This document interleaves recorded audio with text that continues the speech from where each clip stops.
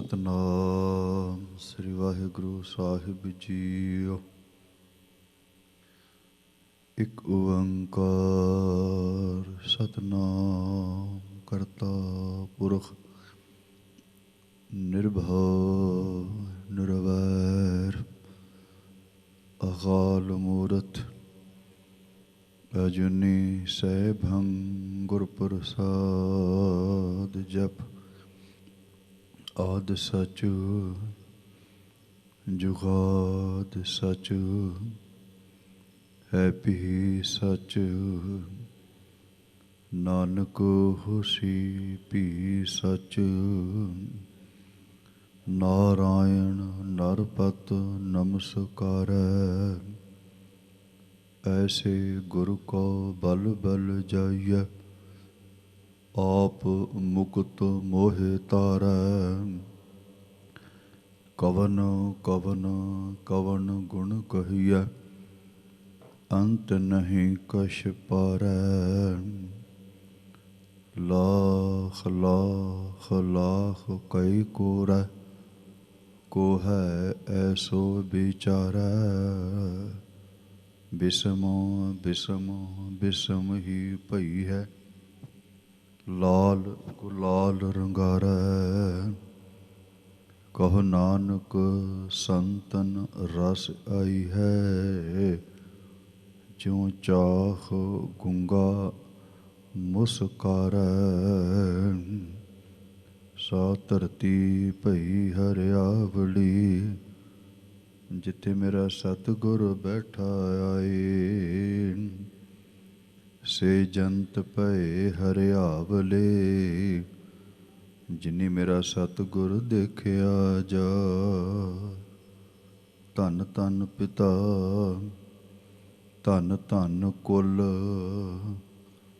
ਧੰਨ ਧੰਨ ਸੋ ਜਨਨੀ ਜਿਨੀ ਗੁਰੂ ਜਣਿਆ ਮਾਏ।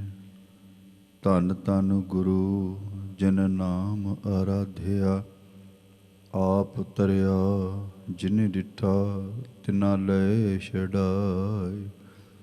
ਹਰ ਸਤਿਗੁਰੂ ਮੇਲੋ ਦਇਆ ਕਰ ਜਨ ਨਾਨਕ ਧੋਵੈ ਪਾਇ। ਨਾਹੁ ਜਤੀ ਸਤੀ ਨਹੀਂ ਪੜਿਆ ਮੂਰਖ ਮੁਗਦਾ ਜਨਮ ਭਇਆ। ਪ੍ਰਣਵਤ ਨਾਨਕ ਤਿਨ ਕੀ ਸ਼ਰਣਾ ਜਿਨ ਤੂੰ ਨਾਹੀ ਵੀਸਰਿਆ। ਅਮਿਓ ਦ੍ਰਿਸ਼ਟ ਸ਼ੁਭ ਕਰੇ ਹਰੇ ਅਗੁ ਪਾਪ ਸਕਲ ਮਲ। ਕਾਮ ਕ੍ਰੋਧ ਅਰ ਲੋਭ ਮੋਹ ਵਸ ਕਰੇ ਸਭੇ ਬਲ। ਸਦਾ ਸੁਖ ਮਨ ਵਸੈ ਦੁਖ ਸੰਸਾਰੈ ਖੋਵੈ। ਗੁਰ ਨਵਨਿਧ ਦਰਿਆਉ ਜਨਮ ਹਮ ਕਾਲਖ ਧੁਵੈ।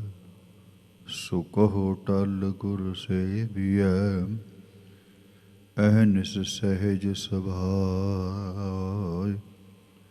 ਦਰਸ਼ਨ ਪਰਸੈ ਗੁਰੂ ਕੈ ਜਨਮ ਮਰਨ ਦੁਖ ਜਾਇ। ਸਤਨਾਮ ਸ੍ਰੀ ਵਾਹਿਗੁਰੂ ਸਾਹਿਬ ਜੀਓ। ਬਾਰਾਂਮਾਹ ਮਾਝ ਮਹੱਲਾ ਪੰਜਵਾਂ। ਘਰ ਚੌਥਾ। ਇੱਕ ਓੰਕਾਰ ਸਤਿਗੁਰ ਪ੍ਰਸਾਦ। ਹਰ ਜੇਠ ਜੁੜੰਦਾ ਲੋੜੀਐ ਜਿਸ ਅੱਗੇ ਸਭ ਨਿਵਾਨਾ। ਹਰ ਸੱਜਣ ਦਾਵਣ ਲੱਗਿਆ ਕਿਸੇ ਨਾ ਦੇਈ ਬੰਨ। ਹਰ ਜੇਠ ਜੁੜੰਦਾ ਲੋੜੀਐ ਜਿਸ ਅੱਗੇ ਸਭ ਨਿਵਾਨਾ। ਹਰ ਸੱਜਣ ਦਾਵਣ ਲੱਗਿਆ ਕਿਸੇ ਨਾ ਦੇਈ ਬੰਨ। ਮਾਣਕ ਮੋਤੀ ਨਾਮ ਪ੍ਰਭ ਹੁਨ ਲੱਗੈ ਨਾਹੀ ਸਾਨੋ। ਰੰਗ ਸਭੇ ਨਾਰਾਇਣੈ ਜੇਤੇ ਮਨ ਭਾਵਨ। ਜੋ ਹਰ ਲੋੜੇ ਸੋ ਕਰੇ, ਸੋਈ ਜੀ ਕਰਨ। ਜੋ ਪ੍ਰਭ ਕੀਤੇ ਆਪਣੇ, ਸਈ ਕਹੀਐ ਧੰਨ।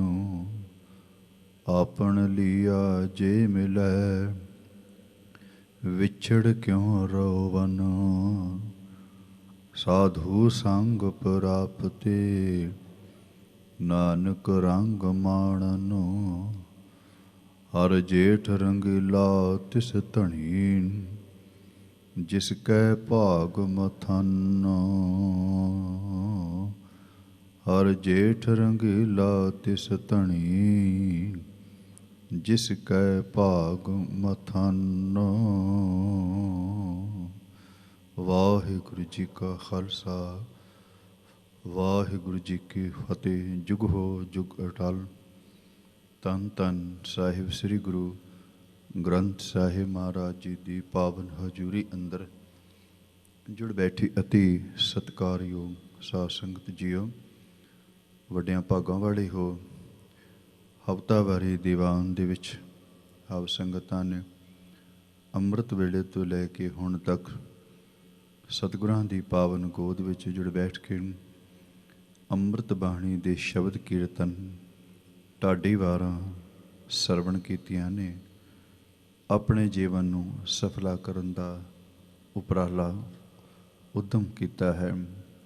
ਆਓ ਗੁਰਮੁਖੋ, ਇਸ ਪਾਵਨ ਅਸਥਾਨ 'ਤੇ ਜਿੱਥੇ ਕੀਰਤਨ ਢਾਡੀ ਵਾਰਾਂ ਗਾਇਨ ਕੀਤੀਆਂ ਜਾਂਦੀਆਂ ਨੇ, ਉੱਥੇ ਆਪ ਸੰਗਤਾਂ ਦੇ ਤਰਫ ਵੱਲੋਂ ਜੋ ਕੁਝ ਸਮਾਂ ਗੁਰਮਤਿ ਵਿਚਾਰਾਂ ਦਾ ਵੀ ਬਖਸ਼ਿਸ਼ ਕੀਤਾ ਜਾਂਦਾ ਹੈ। ਅੱਜ ਵੀ ਆਪ ਜੀ ਨੇ ਤਰਸ ਕੀਤਾ ਹੈ, ਸਮਾਂ ਬਖਸ਼ਿਸ਼ ਕੀਤਾ ਹੈ ਗੁਰੂ ਦੇ ਸ਼ਬਦ ਦੀ ਵਿਚਾਰ ਦਾ।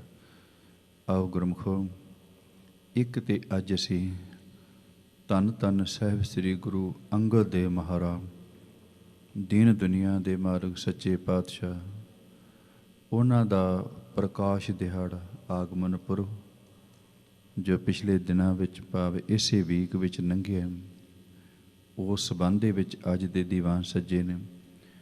ਦੂਸਰਾ, ਇਸੇ ਵੀਕ ਦੇ ਵਿੱਚ ਜੇਠ ਮਹੀਨੇ ਦੀ ਆਰੰਭਤਾ ਵੀ ਹੋਈ।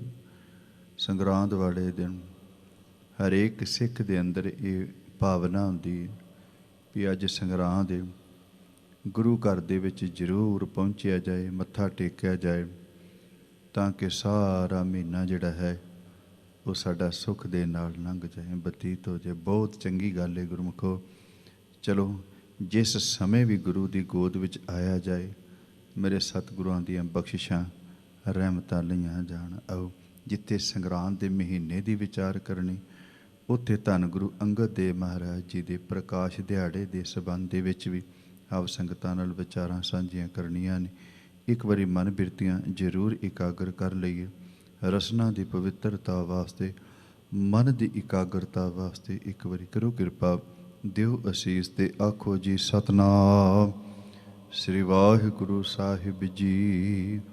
ਫੇਰ ਬਖਸ਼ਿਸ਼ ਕਰੋ ਤੇ ਆਖੋ ਜੀ ਸਤਿਨਾਮ ਸ੍ਰੀ ਵਾਹਿਗੁਰੂ ਸਾਹਿਬ ਜੀ। ਸਤਿਗੁਰਾਂ ਨੇ ਇਸ ਮਹੀਨੇ ਦੀ ਆਰੰਭਤਾ ਵਿੱਚ ਬਚਨ ਕਹੇ ਨੇ, ਹਰ ਜੇਠ ਜੁੜੰਧਾ ਲੋੜੀਐ, ਜਿਸ ਅੱਗੇ ਸਭ ਨਿਵਨ। ਜੇਠ ਦੇ ਅਰਥ ਨੇ ਜੇਠ ਦਾ ਮਹੀਨਾ।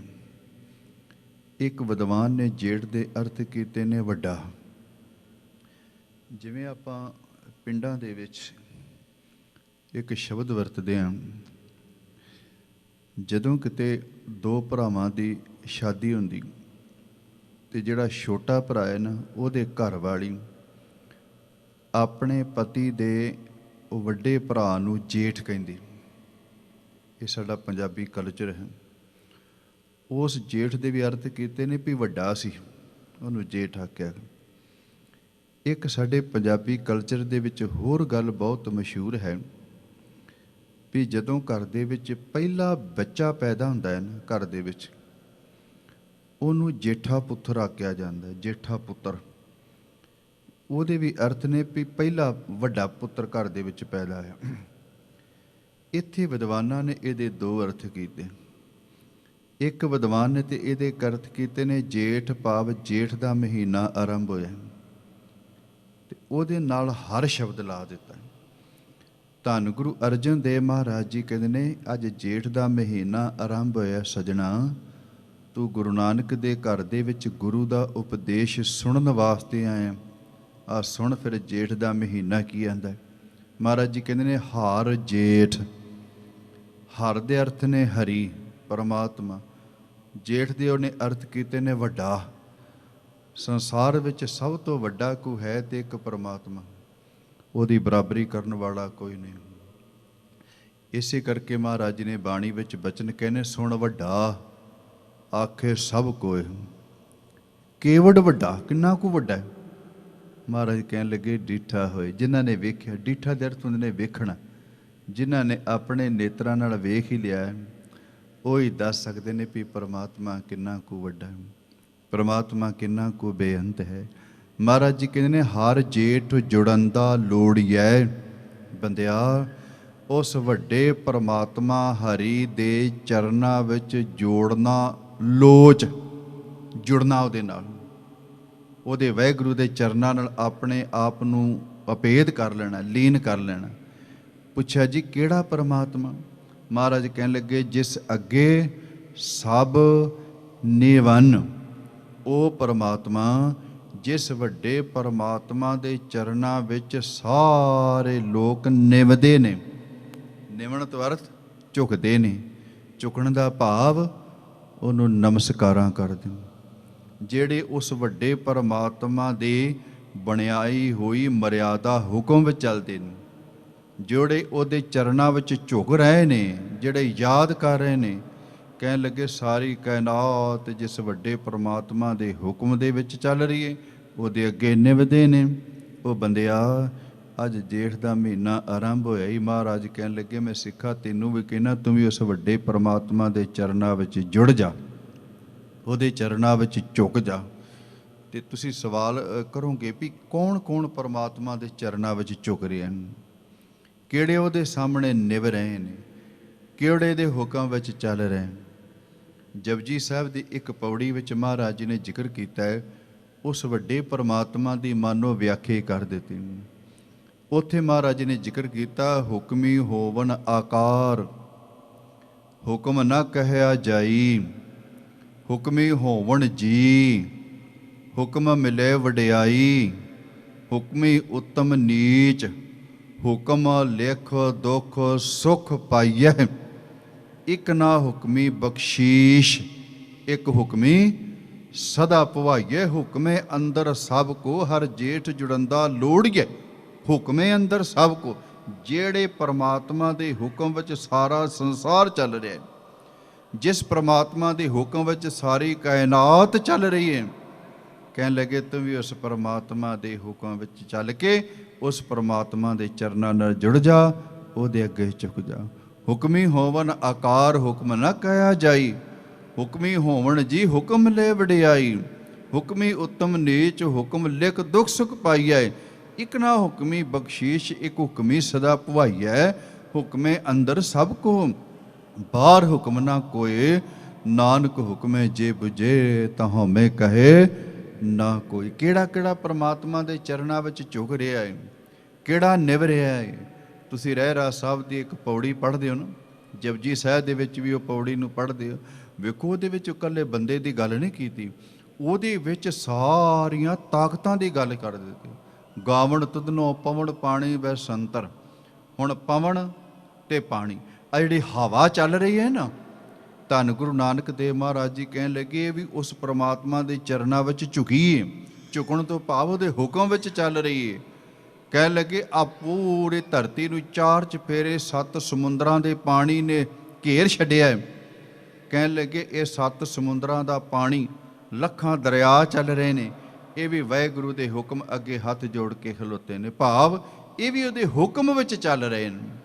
ਕਹਿਣ ਲੱਗੇ ਆ ਅੱਗ ਹੈ, ਲੱਕੜ ਦੇ ਵਿੱਚ ਅੱਗ ਹੈ, ਕਿਤੇ ਜੰਗਲ ਨੂੰ ਅੱਗ ਲੱਗ ਜਾਏ ਤੇ ਪਤਾ ਨਹੀਂ ਸਾਰੇ ਜੰਗਲ ਨੂੰ ਸਾੜ ਕੇ ਰਾਖ ਕਰ ਦਿੰਦੀ। ਉਹ ਅੱਗ ਜਿਹੜੀ ਉਹ ਵੀ ਵਾਹਿਗੁਰੂ ਦੇ ਹੁਕਮ ਵਿੱਚ ਚੱਲ ਰਹੀ। ਭਾਵ ਪਰਮਾਤਮਾ ਦੇ ਹੁਕਮ ਵਿੱਚ ਸਭ ਕੁਝ ਚੱਲ ਰਿਹਾ। ਗਾਵਣ ਤੁਧਨੋ ਪਵਨ ਪਾਣੀ ਵੈ ਸੰਤਰ, ਗਾਵੈ ਰਾਜਾ ਧਰਮ ਦੁਆਰੇ। ਗਾਵਣ ਤੁਧਨੋ ਚਿੱਤ ਗੁਪਤ ਲਿਖ ਜਾਣਨ, ਲਿਖ ਲਿਖ ਧਰਮ ਵਿਚਾਰੇ।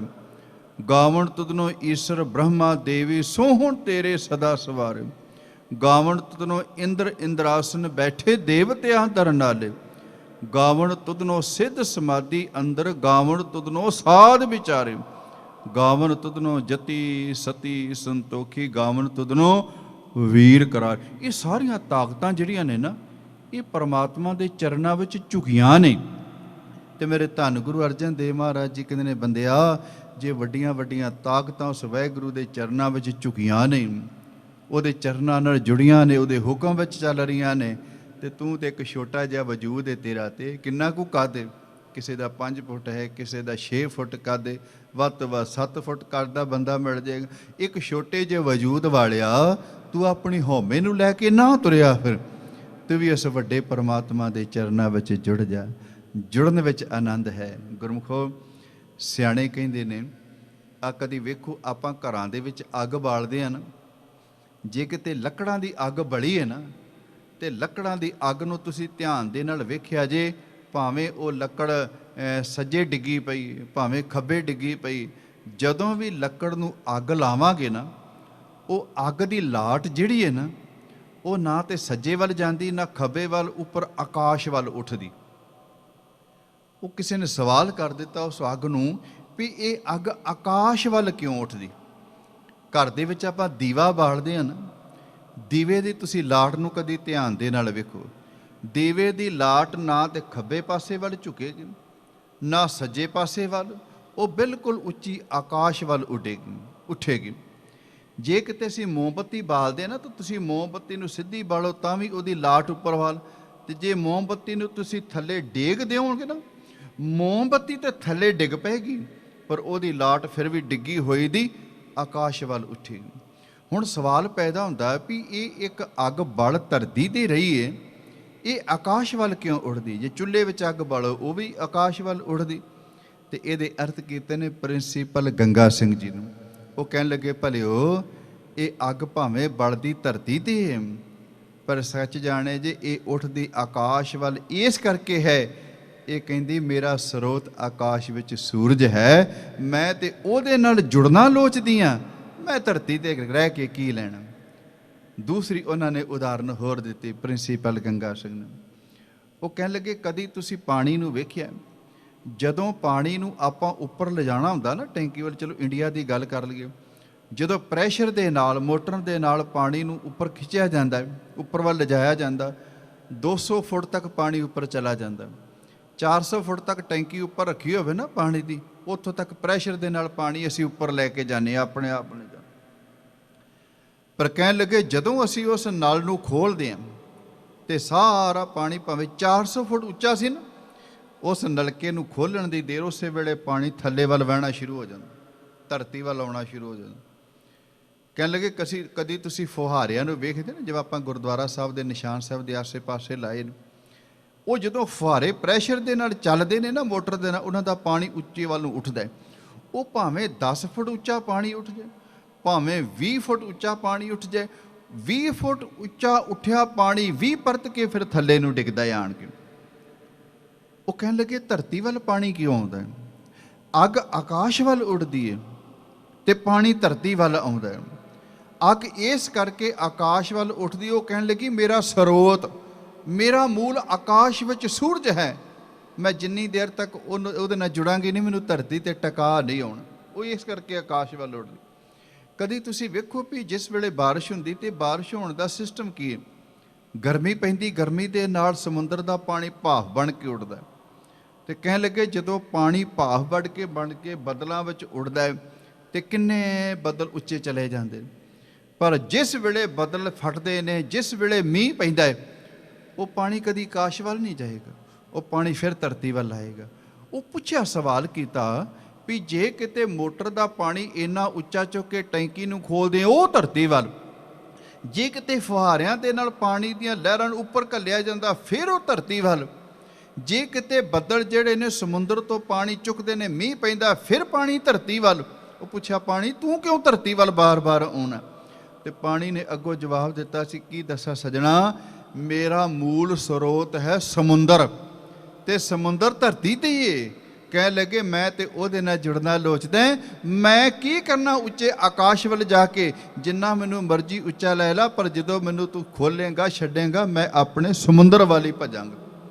ਉਹ ਪ੍ਰਿੰਸੀਪਲ ਗੰਗਾ ਸਿੰਘ ਨੇ ਕਮਾਲ ਵਚਨ ਕਹਿ ਦਿੱਤੇ। ਕਹਿਣ ਲੱਗੇ, ਉਹ ਬੰਦਿਆ ਇਸ ਅੱਗ ਕੋਲੋਂ ਸਿੱਖ ਲਾ ਕੁਝ, ਇਸ ਪਾਣੀ ਕੋਲੋਂ ਸਿੱਖ ਲਾ। ਅੱਗ ਦਾ ਸਰੋਤ ਆਕਾਸ਼ ਵਿੱਚ ਸੂਰਜ ਇਹ ਉਹਦੇ ਵੱਲ ਉੱਠਦੀ ਏ, ਪਾਣੀ ਦਾ ਸਰੋਤ ਧਰਤੀ ਤੇ ਸਮੁੰਦਰ ਉਹਦੇ ਵੱਲ ਭੱਜਦਾ ਏ। ਕਹਿੰਦੇ ਨੇ ਅਸੀਂ ਆਪਣੇ ਸਰੋਤ ਮੂਲ ਨਾਲ ਜੁੜਨਾ ਹੈ। ਉਹ ਬੰਦਿਆ ਘੱਟੋ ਘੱਟ ਤੇਰੇ ਮਨ ਵਿੱਚ ਵੀ ਕਦੀ ਖਿਆਲ ਪੈਦਾ ਹੋਇਆ ਵੀ ਮੈਂ ਵੀ ਆਪਣੇ ਮੂਲ ਨਾਲ ਜੁੜਨਾ? ਸਾਡਾ ਮੂਲ ਕੌਣ ਹੈ?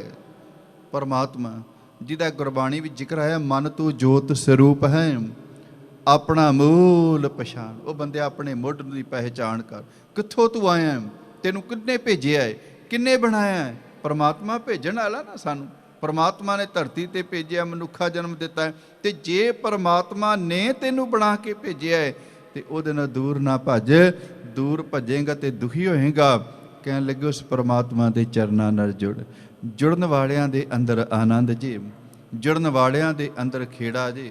ਧੰਨ ਗੁਰੂ ਨਾਨਕ ਦੇਵ ਮਹਾਰਾਜ ਜੀ ਨੇ ਵਾਰਾਂ ਤੇ ਵਧੀਕ ਗੁਰਬਾਣੀ ਦੇ ਵਿੱਚ ਨਾ ਇੱਕ ਬਹੁਤ ਸੋਹਣੀ ਉਦਾਹਰਨ ਦਿੱਤੀ। ਸ਼ਲੋਕ ਉਹਨਾਂ ਨੇ ਉਚਾਰਨ ਕੀਤਾ ਹੈ, ਪੱਬਰ ਤੂੰ ਹਰਿਆਵਲਾ ਕਵਲਾ ਕੰਚਨ ਵਨ, ਕਹਿ ਦੋਖੜੇ ਸੜਿਓ ਏ, ਕਾਲੀ ਹੋਈ ਆ ਦੇਹੁਰੀ, ਨਾਨਕ ਮੈਂ ਤਨ ਭੰਗ, ਜਾਣਾ ਪਾਣੀ ਨਾ ਲਹਾਂ, ਜਹ ਸੇਤੀ ਮੇਰਾ ਸੰਗ, ਜਿਤ ਡਿੱਠੇ ਤਨ ਪਰਫੜੇ, ਚੜੇ ਚਵਗਣ ਬਨ। ਬੋਲ ਥੋੜੇ ਜਿਹੇ ਭਾਰੇ ਨੇ, ਇਹਨਾਂ ਨੂੰ ਸਮਝਣ ਵਾਸਤੇ ਇਹਨਾਂ ਦੇ ਅਰਥ ਪੜ੍ਹਨੇ ਬਹੁਤ ਜ਼ਰੂਰੀ। ਹੁਣ ਵੇਖੋ ਅੱਜ ਦਾ ਪ੍ਰਕਰਨ ਜਿੱਥੋਂ ਆਪਾਂ ਸ਼ੁਰੂ ਕੀਤਾ ਨਾ, ਪਹਿਲੀ ਪੰਕਤੀ ਮਹਾਰਾਜ ਜੀ ਕਹਿੰਦੇ ਨੇ ਹਰ ਜੇਠ ਜੁੜਨ ਦਾ ਲੋੜੀਆ। ਉਹ ਭਲਿਆ ਜੇਠ ਦਾ ਮਹੀਨਾ ਆਰੰਭ ਹੋਇਆ ਏ, ਕਦੀ ਤੂੰ ਵੀ ਆਪਣੇ ਪਰਮਾਤਮਾ ਦੇ ਚਰਨਾਂ ਨਾਲ ਜੁੜਨਾ ਲੋਚ, ਉਹਦੇ ਨਾਲ ਜੁੜ। ਜਿਹੜੇ ਜੁੜ ਜਾਂਦੇ ਨੇ ਨਾ ਉਹਨਾਂ ਦੇ ਅੰਦਰ ਖੇੜਾ ਹੈ, ਉਹਨਾਂ ਦੇ ਅੰਦਰ ਖੁਸ਼ੀ ਹੈ, ਉਹਨਾਂ ਦੇ ਅੰਦਰ ਆਨੰਦ ਹੈ। ਜਿਹੜੇ ਟੁੱਟ ਜਾਂਦੇ ਨੇ, ਵਿਛੜ ਜਾਂਦੇ ਨੇ, ਉਹਨਾਂ ਦੇ ਅੰਦਰ ਤੇ ਕੰਗਾਲਤਾ ਆ ਜਾਂਦੀ, ਉਹਨਾਂ ਦੇ ਅੰਦਰ ਦੁੱਖ ਆ ਜਾਂਦਾ ਹੈ, ਉਹਨਾਂ ਦੇ ਅੰਦਰ ਵਿਰਾਨਤਾ ਆ ਜਾਂਦੀ। ਤੇ ਜਿਹੜਾ ਮੈਂ ਸ਼ਲੋਕ ਪੜ੍ਹਿਆ ਨਾ ਵਾਰਾਂ ਤੇ ਵਧੀਕ ਦੇ ਵਿੱਚ, ਇਹ ਗੁਰੂ ਨਾਨਕ ਦੇਵ ਮਹਾਰਾਜ ਜੀ ਨੇ ਪਹਿਲਾਂ ਜੁੜੇ ਦੀ ਵਿਆਖਿਆ ਕੀਤੀ, ਫਿਰ ਟੁੱਟੇ ਦੀ ਵਿਆਖਿਆ ਕੀਤੀ। ਜਿਹਦੇ ਥੋੜ੍ਹੇ ਜਿਹੇ ਅਰਥ ਸਮਝਿਆ ਜੇ। ਧੰਨ ਗੁਰੂ ਨਾਨਕ ਦੇਵ ਮਹਾਰਾਜ ਜੀ ਜਿਸ ਵੇਲੇ ਉਦਾਸੀਆਂ ਤੇ ਜਾ ਰਹੇ ਸਨ ਤੇ ਦੁਪਹਿਰ ਦਾ ਸਮਾਂ, ਭਾਈ ਮਰਦਾਨਾ ਜੀ ਕਹਿਣ ਲੱਗੇ ਮਹਾਰਾਜ ਕੁਛ ਸਮਾਂ ਰੁਕ ਜਾਈਏ। ਤੇ ਜਿਸ ਵੇਲੇ ਮਹਾਰਾਜ ਜੀ ਕਹਿਣ ਲੱਗੇ ਥੋੜ੍ਹਾ ਜਿਹਾ ਅੱਗੇ ਕੋਈ ਛਾਂ ਆਏਗੀ, ਰੁਕ ਜਾਵਾਂਗੇ, ਦੁਪਹਿਰਾ ਕੱਟ ਲਵਾਂਗਾ। ਥੋੜ੍ਹੀ ਦੂਰ ਤੇ ਇੱਕ ਤਲਾਬ ਸੀ, ਤੇ ਤਲਾਬ ਦੇ ਵਿੱਚ ਬਹੁਤ ਸੋਹਣਾ ਸਵੱਛ ਪਾਣੀ, ਤੇ ਪਾਣੀ ਦੇ ਕਰਕੇ ਸੋਹਣੇ ਉਹਦੇ ਤੇ ਫੁੱਲ ਖਿੜੇ ਨੇ, ਚਾਰ ਚੁਫੇਰੇ ਹਰੇ ਭਰੇ ਦਰਖਤ, ਚਾਰ ਚੁਫੇਰੇ ਸੋਹਣਾ ਘਾਹ। ਜਿਸ ਵੇਲੇ ਮਹਾਰਾਜ ਜੀ ਉੱਥੇ ਪਹੁੰਚੇ ਨੇ, ਭਾਈ ਮਰਦਾਨਾ ਜੀ ਰੁਕੇ, ਜਲ ਛਕਿਆ, ਦਰਖਤਾਂ ਦੀ ਛਾਂ ਦਾ ਆਨੰਦ ਮਾਣਿਆ, ਤੇ ਕਹਿਣ ਲੱਗੇ ਪਰਤ ਕੇ ਥੋੜ੍ਹਾ ਜਿਹਾ ਦਿਨ ਢਲਿਆ ਤੇ ਅੱਗੇ ਵੱਲ ਤੁਰ ਪਏ। ਸਾਲ ਬਾਅਦ ਕਿਤੇ ਫਿਰ ਮਹਾਰਾਜ ਜੀ ਵਾਪਸ ਆਏ, ਭਾਈ ਮਰਦਾਨਾ ਜੀ ਨੂੰ ਕਹਿਣ ਲੱਗੇ ਮਰਦਾਨਿਆ ਕੁਝ ਸਮਾਂ ਪਹਿਲਾਂ ਉਸ ਜਗ੍ਹਾ ਤੇ ਰੁਕੇ ਸਾਂ, ਅੱਜ ਪਰਤ ਕੇ ਫਿਰ ਉਸ ਜਗ੍ਹਾ ਤੇ ਥੋੜ੍ਹਾ ਜਿਹਾ ਸਮਾਂ ਰੁਕਾਂਗੇ। ਪਰ ਅੱਜ ਜਦੋਂ ਵਾਪਸ ਆਏ ਨੇ ਗੁਰਮੁਖੋ, ਪਹਿਲਾਂ ਕੁਝ ਨਜ਼ਾਰਾ ਹੋਰ ਸੀ, ਅੱਜ ਕੁਝ ਹਾਲਾਤ ਹੋਰ ਬਣ ਗਏ। ਜਿਸ ਸਰੋਵਰ ਦੇ ਵਿੱਚ ਕੁਝ ਸਮਾਂ ਪਹਿਲਾਂ ਸਵੱਛ ਪਾਣੀ ਸੀ, ਸੋਹਣੇ ਫੁੱਲ ਖਿੜੇ ਸਨ, ਸੋਹਣੀਆਂ ਮਹਿਕਾਂ ਆ ਰਹੀਆਂ ਸੀ, ਸੋਹਣੇ ਹਰੇ ਭਰੇ ਦਰਖਤ ਸਨ, ਅੱਜ ਉਸ ਸਰੋਵਰ ਦੇ ਵਿੱਚੋਂ, ਤਲਾਬ ਦੇ ਵਿੱਚੋਂ ਪਾਣੀ ਸੁੱਕ ਚੁੱਕਾ ਸੀ। ਜਿਹਦੇ ਵਿੱਚ ਸੋਹਣੇ ਫੁੱਲ ਖਿੜੇ ਸਨ ਉਹ ਵੀ ਕੁਮਲਾ ਗਏ। ਜਿਸ ਤਲਾਬ ਦੇ ਵਿੱਚੋਂ ਸੋਹਣੀ ਖੁਸ਼ਬੂ ਆ ਰਹੀ ਸੀ, ਅੱਜ ਪਾਣੀ ਸੁੱਕਣ ਦੇ ਕਰਕੇ ਉਹਦੇ ਵਿੱਚੋਂ ਬਦਬੂ ਆਉਣ ਲੱਗ ਪਈ। ਚਾਰ ਚੁਫੇਰੇ ਹਰਿਆ ਘਾਹ ਸੀ, ਸੜ ਕੇ ਸਵਾਹ ਬਣ ਗਿਆ। ਹਰੇ ਭਰੇ ਦਰਖਤ ਸਨ, ਸੁੱਕ ਗਏ ਨੇ। ਸੁੱਕਣ ਦਾ ਕਾਰਨ ਕੀ ਸੀ? ਕਿਉਂਕਿ ਪਾਣੀ ਸੁੱਕ ਗਿਆ। ਪਾਣੀ ਮਿਲੇਗਾ ਤੇ ਹਰੇ ਭਰੇ ਦਰਖਤ ਹੋਣਗੇ।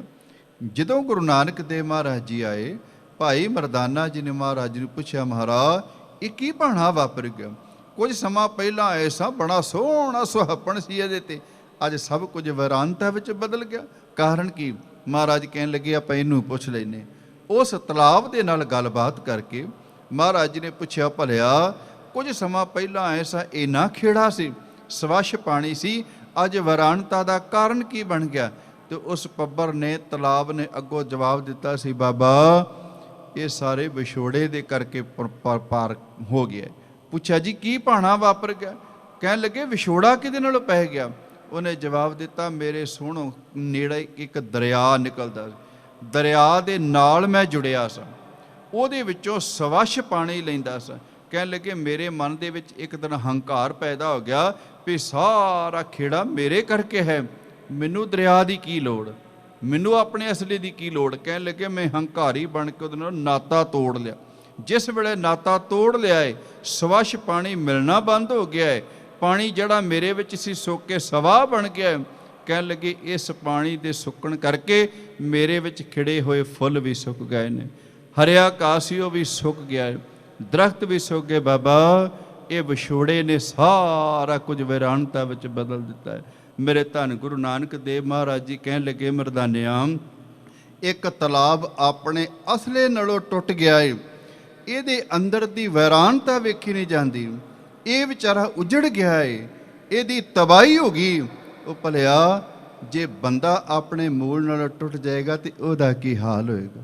ਉੱਥੇ ਮਹਾਰਾਜ ਜੀ ਨੇ ਇਹ ਬਚਨ ਉਚਾਰਨ ਕੀਤੇ ਤੇ ਸਦਾ ਵਾਸਤੇ ਸਾਡੀ ਝੋਲੀ ਵਿੱਚ ਇਹ ਦਾਤ ਪਾ ਕੇ, ਭਲਿਆ ਉਸ ਆਪਣੇ ਮੂਲ ਅਸਲੇ ਨਾਲ ਜੁੜ ਜਾ, ਉਹਦੇ ਨਾਲ ਜੁੜੇਗਾ ਤੇ ਤੇਰੇ ਅੰਦਰ ਆਨੰਦ ਖੇੜਾ ਬਣਿਆ ਰਹੇਗਾ। ਜੇ ਵੱਡੇ ਪਰਮਾਤਮਾ ਨਾਲ ਟੁੱਟ ਜਾਏਗਾ ਤੇ ਤੇਰੇ ਅੰਦਰ ਵੀ ਇਹ ਕਦੀ ਖੇੜਾ ਨਹੀਂ ਰਹੇਗਾ।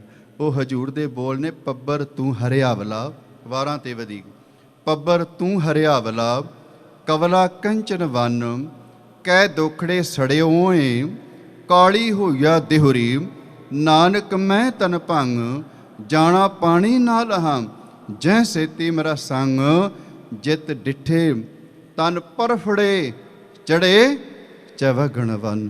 ਅੱਜ ਮੇਰੇ ਧੰਨ ਗੁਰੂ ਨਾਨਕ ਦੇਵ ਮਹਾਰਾਜ ਜੀ ਦੇ 5ਵੇਂ ਸਰੂਪ ਧੰਨ ਗੁਰੂ ਅਰਜਨ ਦੇਵ ਮਹਾਰਾਜ ਜੀ ਨੇ ਜੇਠ ਦੇ ਮਹੀਨੇ ਦੀ ਆਰੰਭਤਾ ਦੇ ਵਿੱਚ ਬਚਨ ਕਹੇ ਨੇ, ਹਰ ਜੇਠ ਜੁੜਨ ਦਾ ਲੋੜੀਐ। ਭਲਿਆ ਜੇ ਸੰਗਰਾਂਦ ਵਾਲੇ ਦਿਨ ਗੁਰੂ ਘਰ ਦੇ ਵਿੱਚ ਉਪਦੇਸ਼ ਸੁਣਨ ਵਾਸਤੇ ਆਇਆ ਤੇ ਫਿਰ ਆਹ ਬਚਨ ਕਮਾ ਕੇ ਜੁੜੀ। ਜੇ ਜੁੜਨਾ ਹੀ ਤੇ ਵੱਡੇ ਪਰਮਾਤਮਾ ਦੇ ਚਰਨਾਂ ਨਾਲ ਜੁੜ, ਜਿਸ ਅੱਗੇ ਸਭ ਨਿਵਨ, ਜਿਸ ਪਰਮਾਤਮਾ ਦੇ ਅੱਗੇ ਸਾਰੇ ਨਿਵਦੇ ਨੇ, ਸਾਰੇ ਹੁਕਮ ਵਿੱਚ ਚੱਲਦੇ ਨੇ। ਕਿਹੜਾ ਕਿਹੜਾ ਉਹਦੇ ਅੱਗੇ ਨਿਵਦਾ ਹੈ, ਮੈਂ ਬੇਨਤੀ ਕੀਤੀ ਉਹ ਆਪ ਪ੍ਰਮਾਣ ਕੁਝ, ਪਰ ਹੋਰ ਵੀ ਇੱਕ ਪ੍ਰਮਾਣ ਸਾਂਝਾ ਕਰਦੇ ਹਾਂ। ਜਾਂ ਕੇ ਵਸ ਖਾਨ ਸੁਲਤਾਨ, ਜਾਂ ਕੇ ਵਸ ਹੈ ਸਗਲ ਜਹਾਨ, ਜਾਂ ਕਾ ਕੀਆ ਸਭ ਕੁਛ ਹੋਏ, ਤਿਸ ਦੇ ਬਾਹਰ ਨਹੀਂ ਕੋਈ। ਜਿਸ ਪਰਮਾਤਮਾ ਦੇ ਵਸ ਵਿੱਚ ਵੱਡੇ ਵੱਡੇ ਬਾਦਸ਼ਾਹ ਨੇ, ਪੂਰੀ ਕਾਇਨਾਤ ਹੈ, ਮੇਰੇ ਧੰਨ ਗੁਰੂ ਅਰਜਨ ਦੇਵ ਮਹਾਰਾਜ ਜੀ ਕਹਿੰਦੇ ਨੇ ਉਸ ਪਰਮਾਤਮਾ ਦੇ ਚਰਨਾਂ ਵਿੱਚ ਤੂੰ ਵੀ ਨਿਵਿਆ ਕਰ, ਝੁਕਿਆ ਕਰ। ਹਰ ਸੱਜਣ ਦਾਮਣ ਲੱਗਿਆ ਕਿਸੇ ਨਾ ਦੇਈ ਬਨ। ਜੇ ਕਿਤੇ ਹਰੀ ਸੱਜਣ ਪਰਮਾਤਮਾ ਦੇ ਦਾਮਣ ਨਾਲ ਲੱਗ ਜਾਏਗਾ, ਦਾਮਣ ਦੇ ਅਰਥ ਹੁੰਦੇ ਨੇ ਪੱਲਾ, ਜੇ ਕਿਤੇ ਹਰੀ ਦਾ ਪੱਲਾ ਫੜ ਲੈ, ਗੁਰੂ ਦੇ ਪੱਲੇ ਨਾਲ ਲੱਗ ਜਾਏ, ਤੇ ਮੇਰੇ ਧੰਨ ਗੁਰੂ ਅਰਜਨ ਦੇਵ ਮਹਾਰਾਜ ਜੀ ਕਹਿੰਦੇ ਨੇ ਉਹ ਪਰਮਾਤਮਾ ਤੈਨੂੰ ਬੰਨਣ ਨਹੀਂ ਦੇਗਾ। ਤੇ ਤੁਸੀਂ ਸਵਾਲ ਕਰੋਗੇ ਕੌਣ ਸਾਨੂੰ ਬੰਨ੍ਹਦਾ? ਧੰਨ ਗੁਰੂ ਗ੍ਰੰਥ ਸਾਹਿਬ ਮਹਾਰਾਜ ਜੀ ਦੀ ਬਾਣੀ ਕਹਿੰਦੀ, ਇੱਕ ਤੇ ਵਕਾਰ ਬੰਨ੍ਹਦੇ ਨੇ, ਦੂਸਰਾ ਜਮ ਬੰਨ੍ਹਦੇ ਨੇ। ਤੇ ਜੇ ਹਰੀ ਦਾ ਪੱਲਾ ਫੜ ਲਵਾਂਗੇ ਨਾ, ਗੁਰੂ ਦਾ ਪੱਲਾ ਫੜ ਲਵਾਂਗੇ, ਤੇ ਗੁਰੂ ਕਦੀ ਵੀ ਸਾਨੂੰ ਜਮਾਂ ਦੇ ਵਸ ਵਿੱਚ ਨਹੀਂ ਪੈਣ ਦੇਗਾ।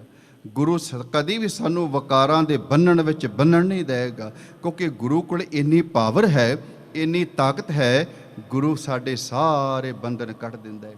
ਧੰਨ ਗੁਰੂ ਅੰਗਦ ਦੇਵ ਮਹਾਰਾਜ ਜੀ ਦਾ ਅੱਜ ਪ੍ਰਕਾਸ਼ ਦਿਹਾੜਾ ਤੁਸੀਂ ਇਸ ਪਾਵਨ ਅਸਥਾਨ 'ਤੇ ਮਨਾ ਰਹੇ ਹੋ। ਭੱਟ ਸਾਹਿਬਾਨਾਂ ਨੇ ਨਾ ਗੁਰੂ ਅੰਗਦ ਦੇਵ ਮਹਾਰਾਜ ਜੀ ਦੀ ਵਡਿਆਈ ਦੇ ਵਿੱਚ ਸਵਈਆ ਉਚਾਰਨ ਕੀਤਾ। ਤੇ ਜਿਸ ਵੇਲੇ ਹਰਿਮੰਦਰ ਸਾਹਿਬ ਅੰਮ੍ਰਿਤ ਵੇਲੇ ਪ੍ਰਕਾਸ਼ ਕੀਤਾ ਜਾਂਦਾ ਨਾ, ਹੈਡ ਗ੍ਰੰਥੀ ਸਾਹਿਬ ਪ੍ਰਕਾਸ਼ ਕਰਦੇ ਨੇ, ਤੇ ਸਿੱਖ ਸੰਗਤਾਂ ਜਿਹੜੇ ਉੱਥੋਂ ਦੇ ਰਹਿਣ ਵਾਲੇ ਵਸਨੀਕ ਬਜ਼ੁਰਗ ਨੇ, ਉਹ ਖਲੋ ਕੇ ਸਵਈਆਂ ਦਾ ਪਾਠ ਕਰਦੇ। ਅਖੀਰ ਵਿੱਚ ਇੱਕ ਸਵਈਏ ਦਾ ਪਾਠ ਕੀਤਾ ਜਾਂਦਾ ਹੈ। ਭੱਟ ਸਾਹਿਬਾਨਾਂ ਨੇ ਉਹ ਸਵਈਆ ਧੰਨ ਗੁਰੂ ਅੰਗਦ ਦੇਵ ਮਹਾਰਾਜ ਜੀ ਦੀ ਵਡਿਆਈ ਵਿੱਚ ਉਚਾਰਨ ਕੀਤਾ। ਵੇਖੋ, ਜੇ ਗੁਰੂ ਦੇ ਪੱਲੇ ਨਾਲ ਜੁੜੇ ਰਵਾਂਗੇ ਨਾ, ਗੁਰੂ ਦਾ ਪੱਲਾ ਫੜ ਲਾਂਗੇ, ਤੇ ਗੁਰੂ ਸਾਹਿਬਾਨ ਸਾਡੇ ਤੇ ਕਿੰਨੀਆਂ ਕੁ ਬਖਸ਼ਾਂ ਕਰਦੇ, ਗੁਰੂ ਦੀ ਕਿਰਪਾ ਦੇ ਨਾਲ ਕੀ ਕੁਝ ਭਾਣਾ ਵਾਪਰਦਾ। ਗੁਰੂ ਅੰਗਦ ਦੇਵ ਮਹਾਰਾਜ ਜੀ ਦਾ ਪ੍ਰਕਾਸ਼ ਦਿਹਾੜੇ ਦੇ ਸੰਬੰਧ ਵਿੱਚ ਉਹਨਾਂ ਨੇ ਸਵਈਆ ਉਚਾਰਨ ਕੀਤਾ। ਕਹਿਣ ਲੱਗੇ, ਸਿੱਖਾ, ਗੁਰੂ ਅੰਗਦ ਦੇਵ ਮਹਾਰਾਜ ਜੀ ਜਦੋਂ ਆਪਣੀ ਦ੍ਰਿਸ਼ਟੀ ਕਿਤੇ ਸਿੱਖ ਤੇ ਪਾ ਦਿੰਦੇ ਨੇ ਨਾ, ਕਹਿਣ ਲੱਗੇ ਗੁਰੂ ਦੀ ਦ੍ਰਿਸ਼ਟੀ ਪੈਣ ਦੇ ਨਾਲ ਕਰੋੜਾਂ ਪਾਪ ਸੜ ਕੇ ਸੁਆਹ ਹੋ ਜਾਂਦੇ। ਜਦੋਂ ਗੁਰੂ ਆਪਣੀ ਕਿਰਪਾ ਦੀ ਦ੍ਰਿਸ਼ਟੀ ਸਿੱਖ ਤੇ ਪਾ ਦਿੰਦੇ ਨੇ, ਕਹਿਣ ਲੱਗੇ ਕਾਮ ਕ੍ਰੋਧ ਲੋਭ ਮੋਹ ਹੰਕਾਰ ਜਿਹੜੇ ਆਪਣੇ ਵਸ ਵਿੱਚ ਬੰਦੇ ਨੂੰ ਕਰੀ ਛੱਡਦੇ ਨੇ, ਕਹਿਣ ਲੱਗੇ ਉਹ ਗੁਰੂ ਦੀ ਕਿਰਪਾ ਦੇ ਨਾਲ ਸਾਰੇ ਵਕਾਰ ਬੰਦੇ ਦਾ ਖਹਿੜਾ ਛੱਡ ਦਿੰਦੇ। ਅੱਗੇ ਉਹਨਾਂ ਨੇ ਬਚਨ ਕਹਿਣ ਲੱਗੇ ਸਾਰਾ ਸੰਸਾਰ ਦੁੱਖਾਂ ਦੀ ਮਾਰ ਹੇਠ ਜੀਵਨ ਬਤੀਤ ਕਰਦਾ ਪਿਆ। ਉਹ ਸਿੱਖਾ ਗੁਰੂ ਅੰਗਦ ਦੇਵ ਮਹਾਰਾਜ ਜੀ ਦੇ ਚਰਨਾਂ ਵਿੱਚ ਭਾਵਨਾ ਨਾਲ ਝੁਕੀ, ਗੁਰੂ ਅੰਗਦ ਦੇਵ ਮਹਾਰਾਜ ਜੀ ਦਾ ਪੱਲਾ ਫੜ ਲਈ। ਜਿਹਦੇ ਤੇ ਗੁਰੂ ਅੰਗਦ ਦੇਵ ਮਹਾਰਾਜ ਜੀ ਕਿਰਪਾ ਦੀ ਦ੍ਰਿਸ਼ਟੀ ਕਰਦੇ ਨੇ, ਉਹਦੀ ਜ਼ਿੰਦਗੀ ਵਿੱਚੋਂ ਸਾਰੇ ਦੁੱਖ ਹੀ ਨਿਕਲ ਜਾਂਦੇ ਨੇ, ਉਹਦੀ ਜ਼ਿੰਦਗੀ ਵਿੱਚ ਸੁੱਖ ਆ ਜਾਂਦੇ ਨੇ।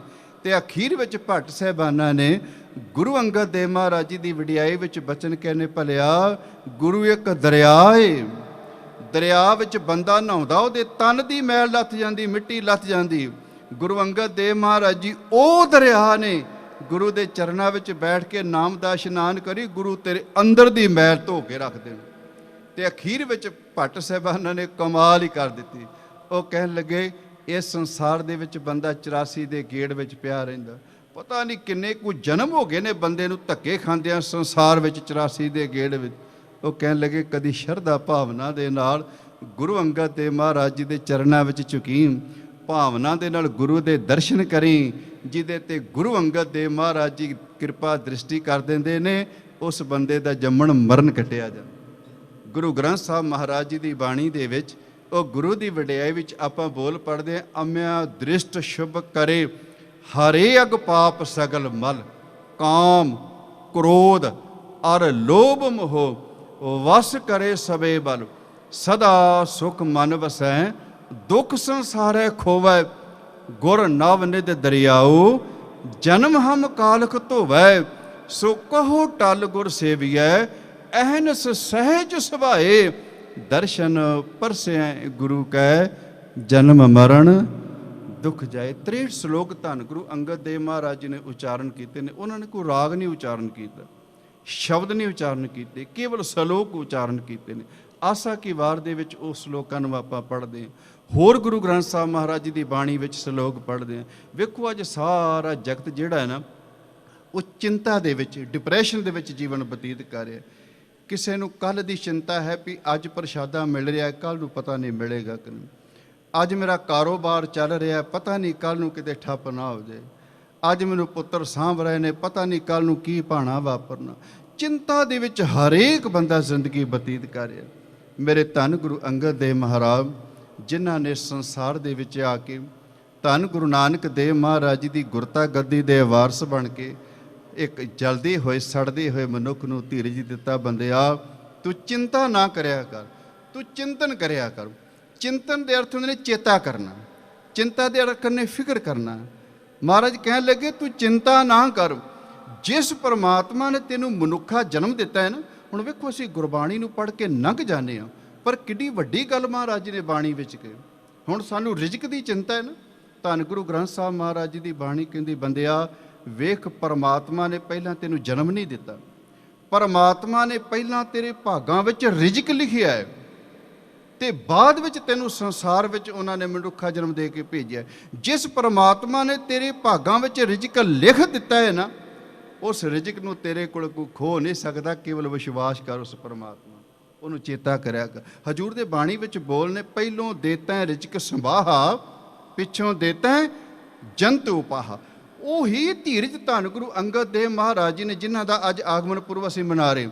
ਇੱਕ ਸ਼ਲੋਕ ਵਿੱਚ ਉਹਨਾਂ ਨੇ ਬਾਕਮਾਲ ਬਚਨ ਕਹੇ ਨੇ, ਜੇ ਕਿਤੇ ਸਾਡੇ ਹਿਰਦੇ ਵਿੱਚ ਗੁਰੂ ਦੇ ਬੋਲ ਵਸ ਜਾਣ ਨਾ ਤੇ ਬੰਦੇ ਦੀ ਘੱਟੋ ਘੱਟ 95% ਤੇ ਚਿੰਤਾ ਅੱਜ ਹੀ ਖਤਮ ਹੋ ਜਾਏਗੀ। ਥੋੜ੍ਹੀ ਬਹੁਤੀ ਰਹਿ ਜਾਏਗੀ, ਹੌਲੀ ਹੌਲੀ ਵਿਸ਼ਵਾਸ ਬਣੇਗਾ, ਉਹ ਵੀ ਖਤਮ ਹੋ ਜਾਏਗੀ। ਜਦੋਂ ਪੂਰਨ ਵਿਸ਼ਵਾਸ ਗੁਰੂ ਦੇ ਬਚਨਾਂ ਤੇ, ਉਹ ਹਜੂਰ ਦੇ ਬਚਨ ਨੇ, ਨਾਨਕ ਚਿੰਤਾ ਮਤ ਕਰੋ, ਚਿੰਤਾ ਤਿਸ ਹੀ ਹੈ ਜਲ ਮੈਂ ਜੰਤੋ ਪਾਇਨ ਤਿਨਾ ਪੀ ਰੋਜੀ ਦੇ, ਉੱਥੇ ਹਟ ਨਾ ਚੱਲੇ, ਨਾ ਕੋ ਕਿਰਸ ਕਰੇ ਸੌਦਾ ਮੂਲ ਨਾ ਹੋਵਈ, ਨਾ ਕੋ ਲੈ ਨਾ ਦੇ ਜੀਆਂ ਕਾ ਆਹਾਰ ਜੀਵ ਖਾਣਾ ਇਹੋ ਕਰੇ, ਵਿੱਚ ਉਪਾਏ ਸਾਇਰਾਂ ਤਿਨਾ ਪਿਸਾਰ ਕਰੇ, ਨਾਨਕ ਚਿੰਤਾ ਮਤ ਕਰੋ ਚਿੰਤਾ ਤਿਸ ਹੀ। ਅੱਜ ਵੀ ਤੁਸੀਂ ਖਡੂਰ ਸਾਹਿਬ ਦੀ ਧਰਤੀ ਤੇ ਜਾਂਦੇ ਗੁਰਮੁਖੋ, ਗੁਰੂ ਅੰਗਦ ਦੇਵ ਮਹਾਰਾਜ ਜੀ ਦੀ ਕਿਰਪਾ ਦ੍ਰਿਸ਼ਟੀ ਪੈ ਜਾਏ ਨਾ ਤੇ ਵਾਕਿਆ ਚਿੰਤਾਵਾਂ ਖਤਮ ਹੋ ਜਾਂਦੀਆਂ, ਸਾਡੇ ਦੁੱਖ ਖਤਮ ਹੋ ਜਾਂਦੇ ਨੇ। ਅੱਜ ਧੰਨ ਗੁਰੂ ਅੰਗਦ ਦੇਵ ਮਹਾਰਾਜ ਜੀ ਦਾ ਆਗਮਨ ਪੁਰਬ ਆਪ ਸੰਗਤਾਂ ਇਸ ਪਾਵਨ ਅਸਥਾਨ ਤੇ ਬਹੁਤ ਪ੍ਰੇਮ ਸ਼ਰਧਾ ਭਾਵਨਾ ਨਾਲ ਮਨਾ ਰਹੇ ਹੋ। ਆਪ ਸੰਗਤਾਂ ਨੂੰ ਲੱਖ ਲੱਖ ਵਧਾਈਆਂ। ਮੇਰਾ ਸਮਾਂ ਤਾਂ ਹਲੇ ਰਹਿੰਦਾ ਹੈ, ਪਰ ਮੈਂ ਛੇਤੀ ਸਮਾਪਤੀ ਕਰਨੀ। ਇੱਕ ਬਚਨ ਭਾਈ ਸਾਹਿਬ ਹੁਣਾਂ ਦੇ ਵਾਸਤੇ ਮੈਂ ਕਹਿਣਾ ਚਾਹੁੰਦਾ। ਭਾਈ ਸਾਹਿਬ ਭਾਈ ਹਰਜਿੰਦਰ ਸਿੰਘ ਜੀ ਸ਼੍ਰੀਨਗਰ ਵਾਲੇ, ਸਤਿਗੁਰਾਂ ਨੇ ਇੰਨਾ ਮਾਣ ਸਨਮਾਨ ਬਖਸ਼ਿਆ ਹੈ, ਅੱਜ ਪੂਰੇ ਵਰਲਡ ਦੇ ਵਿੱਚ ਸਾਡੇ ਵੀਰ ਦਾ ਨਾਮ ਹੈ। ਮੈਂ ਆਪਣੀ ਬੱਚੀ ਨੂੰ ਸਕੂਲ ਲੈ ਕੇ ਗਿਆ, ਉੱਥੇ ਪ੍ਰੋਫੈਸਰ ਸੀ ਮਿਊਜ਼ਿਕ ਦੀ। ਉਹਨਾਂ ਨੂੰ ਪਤਾ ਲੱਗਾ ਵੀ ਚਲੋ ਗੁਰਦੁਆਰੇ ਸੇਵਾ ਕਰਦੇ ਨੇ, ਅਤੇ ਉਹਨਾਂ ਨੇ ਪੁੱਛਿਆ, ਕਹਿਣ ਲੱਗੇ ਵੀ ਤੁਹਾਡੇ ਇੱਕ ਰਾਗੀ ਸਿੰਘ ਨੇ, ਉਹ ਭਜਨ ਬਹੁਤ ਸੋਹਣਾ, ਕਿਉਂਕਿ ਹਿੰਦੀ ਸੀ, ਉਹ ਬਹੁਤ ਕਮਾਲ ਦਾ ਭਜਨ ਗਾਤੇ। मैं क्या भी दसो कौन? कहने लगे उनका पूरा नाम तो मैं नहीं जानती, उनको श्रीनगर वाले कहते हैं। मेरा उस वेले हाथ जोड़ के गुरु रामदास महाराज जी, सिख जगत दे विच सिख ते वडियाई करदे ही है, क्योंकि सिख नूं माण है भी साडे वीर एडे वड्डे कीर्तनीय ने। पर स्वाद आउंदा जदों दूसरे धर्म वाला भी इस तरह के बचन कहंदा। सतगुरां दी बहुत अपार बख्शिश है। भाई साहब हुणां ते सन्मानित किया गया, उन्होंने श्रोमणी कमेटी विचों भी। तो एक बेनती आप इस अस्थान पर अरदास करें, जो भी आप संगतां तुसीं याद करते हो, मेरे वीर पहुँचते हैं। पिछले दिनों में कदों प्रॉब्लम आई सी, सारिया संगतां ने अज भी असीं अरदास करनी है, धन गुरु रामदास महाराज साडे वीर ते कृपा करो, इन्हां नूं देरोगता बख्शो, लंबी उम्र बख्शिश करो, ताकि इस तरह सिख जगत की सेवा करते रहन पहुँच चुके हैं। आओ उन्हां दी रसना तो शब्द कीर्तन सरवण करके अपने जीवन को सफला करिए। जो इन्नियां बेनतियां प्रवान करनियां, विचारां करदे होइयां बेअंत भुलां बख्श लैणियां जी। वाहिगुरू जी का खालसा, वाहिगुरू जी की फतेह। सोए रही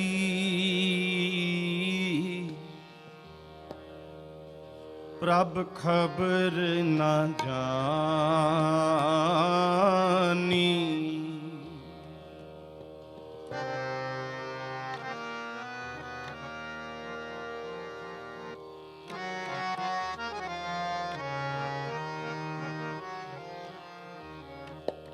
सोए रही प्रभ खबर ना जानी,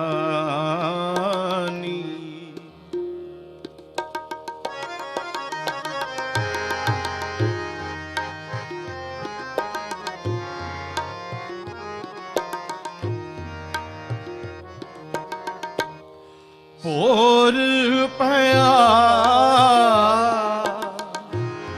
बहुर पछतानी,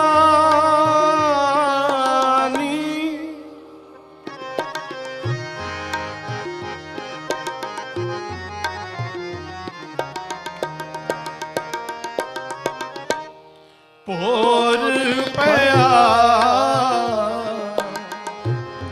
बहुर पछतानी, सोए रही प्रभ खबर न जानी,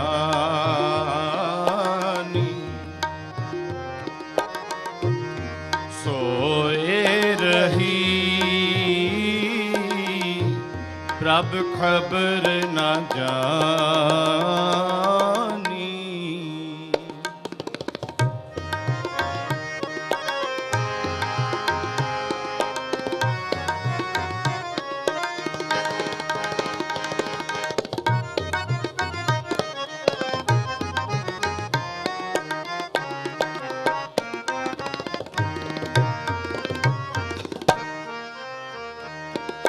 प्रिया प्रेम सहज मन आनंद तरोरी,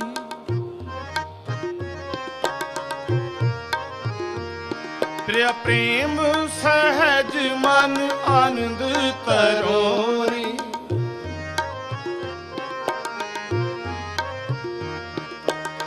प्रभ मिलबे की लालसा, ताते आलस कहाँ करोरी,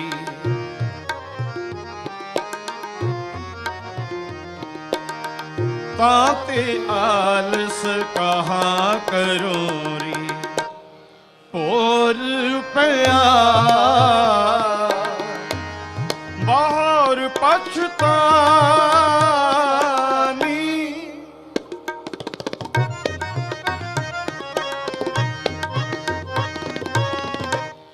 पोर पया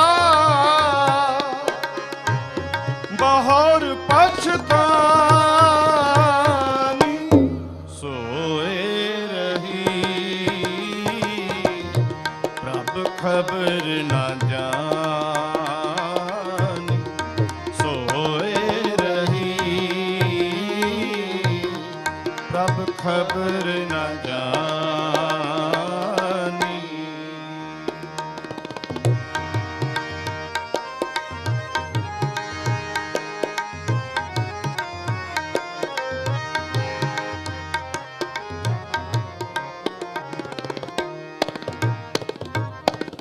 कर मैं अमृत आन निसारियो,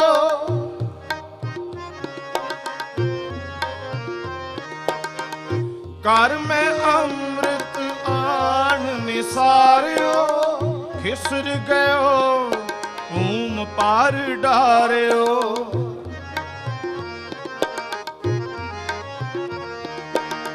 खिसर गयो ऊम पार डारियो।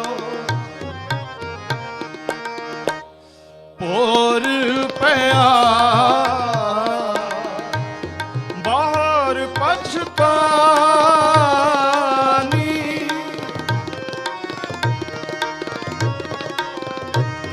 पोर पया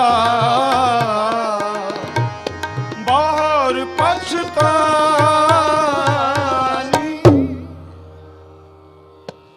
सोए रही रब खबर न जानी। सोए रही रब खबर न जानी। सोए रही रब खबर न जानी। सोए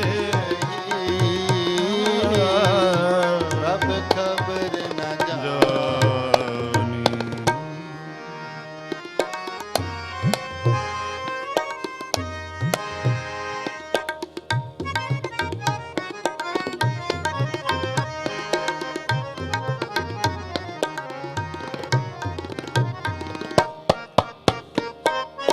साध मोहे लादी अहंकार, दोष नाही प्रभ करने हार।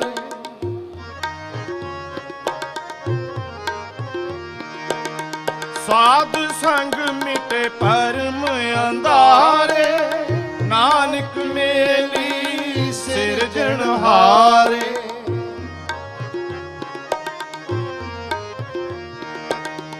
साध संग मिटे भरम अंधारे, नानक मेली सिरजनहारे।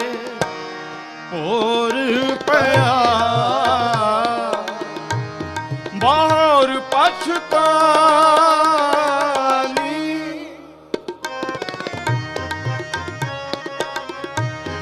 पोर पया बाहर पछतानी। सोए रही रब खबर न जानी। सोए रही रब खबर न जानी। सोए रही रब खबर न जानी। सोए रही रब खबर न जानी। और पया